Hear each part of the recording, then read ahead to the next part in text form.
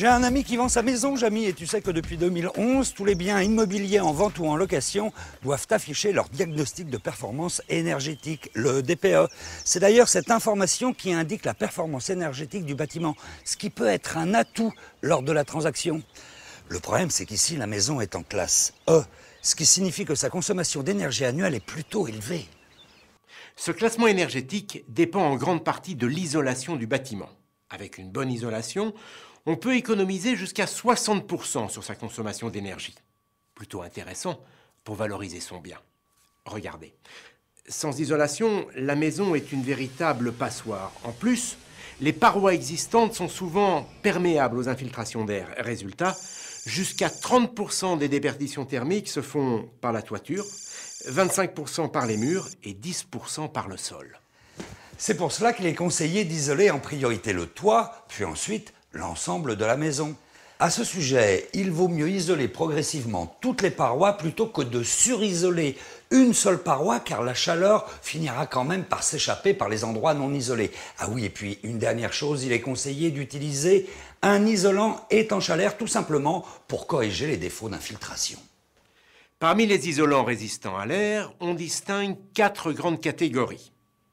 Les isolants de forte densité, comme ceux à base de fibres de bois, les mousses de polystyrène ou de polyuréthane, les isolants minces réflecteurs ou encore les laines minérales à condition qu'elles soient entourées en comble de 2 écrans d'étanchéité, comme le préconise le Centre scientifique et technique du bâtiment.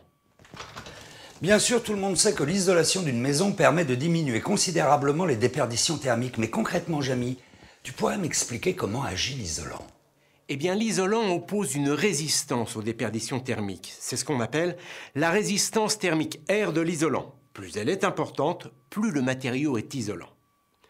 R dépend de l'épaisseur E de l'isolant et de son coefficient lambda de conductivité thermique, autrement dit, de sa capacité ou non à conduire la chaleur. Si on compare 2 isolants de même épaisseur, eh bien c'est celui qui a le plus petit coefficient lambda qui a la résistance thermique R la plus grande. Et si on compare 2 isolants de même coefficient lambda, eh bien c'est celui qui est le plus épais qui a la résistance thermique la plus grande.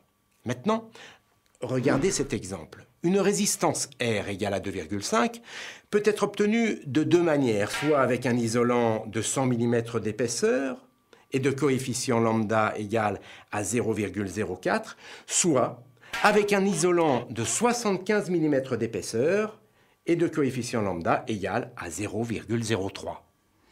Ici, le DPE fait état d'une consommation énergétique annuelle de 301 kWh d'énergie primaire par mètre carré. Ça me paraît beaucoup, ça. La facture risque d'être salée. Effectivement, c'est élevé. Ce type de consommation correspond à une maison mal isolée. Mais en équipant cette maison avec un isolant ayant une résistance thermique R égale à 3, eh bien sa consommation annuelle va descendre à 139 kWh d'énergie primaire par mètre carré habitable, soit une économie d'énergie de 54%. D'accord, Jamy, mais dans ce cas, autant choisir un isolant avec une valeur de résistance thermique encore plus élevée. Par exemple, avec un R égal à 6. Eh bien, ce n'est pas si simple. En effet, avec un isolant ayant une résistance thermique égale à 6, la consommation énergétique annuelle est de 133 kWh d'énergie primaire par mètre carré habitable. Donc, l'économie d'énergie passe seulement de 54 à 56%. Ah d'accord, du coup un isolant avec un R égal à 6 ne permet pas de faire 2 fois plus d'économie qu'un isolant avec un R égal à 3. Ah oui, mais comment tu expliques ça ? En fait, contrairement à ce que l'on pense, les économies d'énergie ne sont pas proportionnelles à l'augmentation de la résistance thermique. Regardez, grâce à la méthode d'évaluation officielle du DPE, on peut tracer la courbe des économies d'énergie en fonction de la valeur de résistance thermique R d'un isolant. On constate alors que les économies d'énergie plafonnent autour d'un R égal à 3. En hiver, une bonne isolation nous permet de rester au chaud et de faire des économies d'énergie. Et en été, au contraire, on est bien content de trouver un peu de fraîcheur à l'intérieur de la maison.